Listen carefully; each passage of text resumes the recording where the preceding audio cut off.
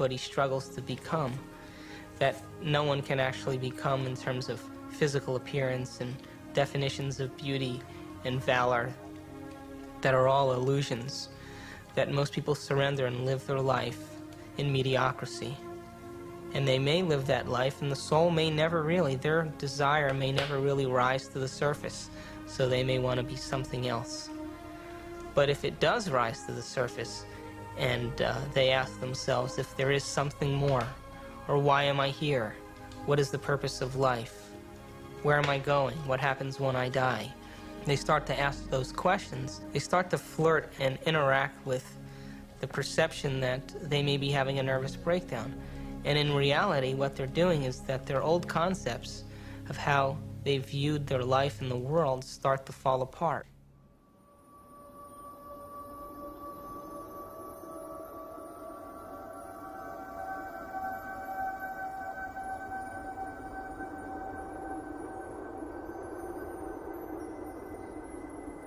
That's why very few people make this journey, because it's deeply unsettling.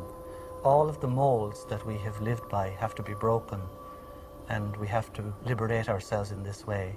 And sometimes there's an awkward period between the comfort that we knew before and the real state of comfort when we are the Lord of our being, which follows that interval of chaos. Most people, when they get into the chaos, give up hope and go back to the old false securities. They get to live a reasonable life and they get to die in some sort of peace, but they haven't advanced spiritually at all in that experiment that we call the life.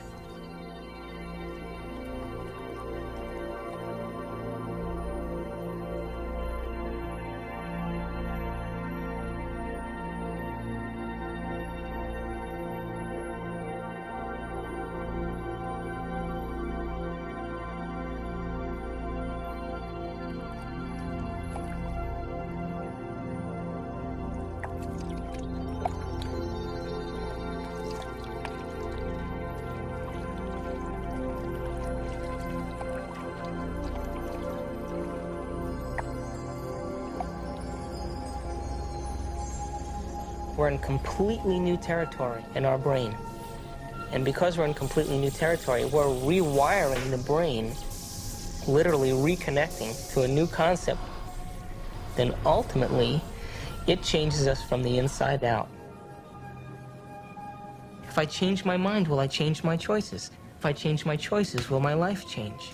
Why can't I change? What am I addicted to?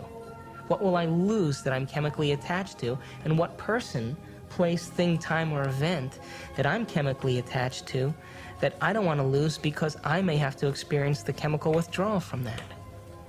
Hence the human drama.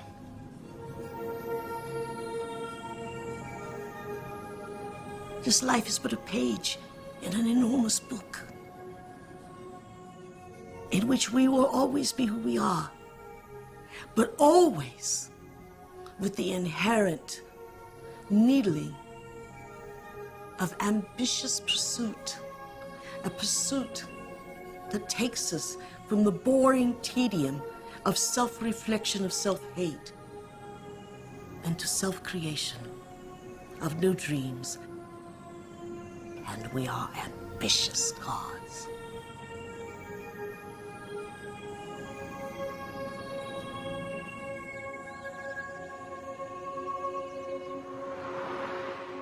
It's the only planet in the Milky Way that has habitation that is steeped in enormous subjugation of religion. You know why that is? Is because people have set up right and wrong. I did say there is no right and wrong. Does that mean that it's a free-for-all? Absolutely not. I mean, the problem that I have with right and wrong in those categories is not that I want a free-for-all, but that right and wrong doesn't go nearly far enough. They have never sinned. They have never wronged. Wronged, yes, in moral confrontations with society. But that's their adversity. That's why they're here. To wrong, to learn, to search, and use the wisdom of that to create yet greater dreams. There's nobody keeping records up there. The records are here, and I'm going to have to deal with them. That's far more painful than a record-keeping God up in the skies. So anyone who's setting out on the path of enlightenment will be absolutely impeccable in everything that they do. Is it because of fear of damnation? No. Or of the punishment of God, or because I have sinned and haven't got forgiveness? No, no, no. I mean, these are all excuses that keeps us away from the real problem. The really enlightened person will see every action has a reaction with which I must deal. And if I'm wise, I'm not going to do stuff that will cause me to have to face it and resolve it and balance it in my soul later. That's the real criterion. That God, or the fundamental level of reality, depending on what people describe, it really, I mean, theoretically, it should be everywhere. It's something, you know, exactly how it would manifest or how God would manifest in the world is a more complicated issue. But I think that certainly from a more traditional religious perspective, people have kind of gotten away from God, the person. There's been a great shift from God up there or out there or in there, wherever, to the God within.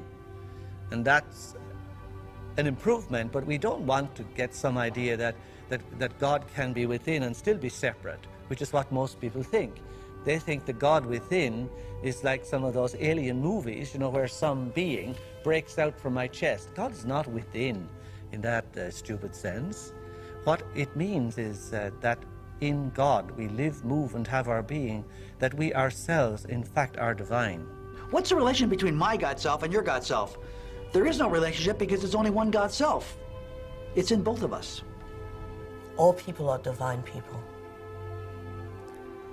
Is it not ironic that all would say that this is the voice of the devil or that this is heresy?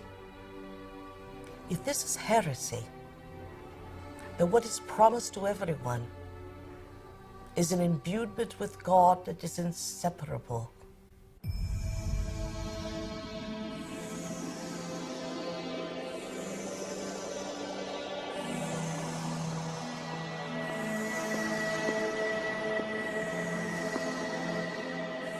Knowledge allows the brain to begin to become wired, and we will begin to see what has always existed, but because we live in those routine automatic programs, we're unable to see because we're processing mind from the familiar.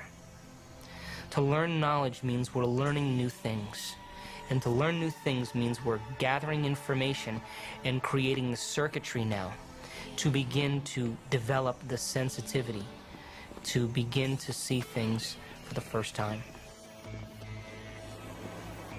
There is enormous potential to change the kind of behaviors and characteristic patterns that we've fallen into.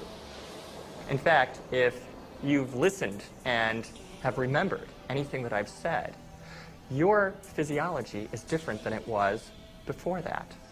That is something that Eric Kandel, the recent winner of the Nobel Prize in Medicine and Science, said very eloquently at a talk, that basically memory has been encoded, your genetic structure has changed, and while we previously would talk about the nervous system as this very rigid thing that didn't have much capacity for change, we now know that on many levels that isn't true. And actually there's a tremendous amount of plasticity, which basically means ability to change within the nervous system. And if you look at the structure of the human brain in detail, you see that it's specifically designed, it's carefully engineered to experience the unified field, to experience the unity of life. We're all connected. I mean, I think the most fundamental thing is we're all connected by an energy field. We swim in a sea of light, basically, which is the zero-point field. And I say, first of all, you get away from the whole idea of separateness, because separateness is the biggest problem of the world now. You take this notion of an entangled universe and you apply it to human experience, because human experience is part of the universe as well. And then you say, well, let's assume that experience is entangled, then how would it manifest? And we can start going through ways in which it could manifest. If there's a connection with another mind, we call it telepathy. If there's a connection to some other object somewhere else, we'd call it clairvoyance. If there's a connection that happens to transcend time, we'd call it precognition. and there's a connection in which my intention is expressed out in the world some way, we might call it psychokinesis or distant healing or something of that sort. So you can go through a list of perhaps 12 kinds of psychic experience that have gotten labels over the years, like telepathy, but this is really just the tip of the iceberg. People ask, why are you so interested in the Planck scale, the very ultimately tiny in terms of spirituality? Because obviously spirituality is out there, it's everywhere. And the answer is that yes, the Planck scale is the ultimately small, but it's also everywhere. Wherever you go, there it is. And because it's holographic, it repeats at different scales, like fractals, throughout the universe. I would say that what